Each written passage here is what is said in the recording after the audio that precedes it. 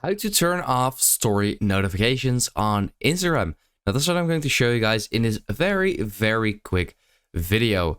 Now what you basically want to do is simply just go to your accounts page on Instagram, so on the bottom right.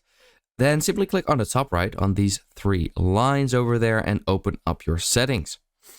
And once you're here, you can already see the notification settings, and you want to go ahead and click on there. And at the top, you should be able to see posts, stories, and comments. So click on there and scroll a bit down till you see, first posts and stories. So at the bottom, it will give you an example. See John Appleseed's first story on Instagram and other similar notifications. So if you're kind of tired of that, then you can simply turn that off, and it's as easy as that. So that's basically it. And if you, for example, don't like the messages you get on your story and the notifications from there, then you can also go to story settings if you click on the bottom right of your story.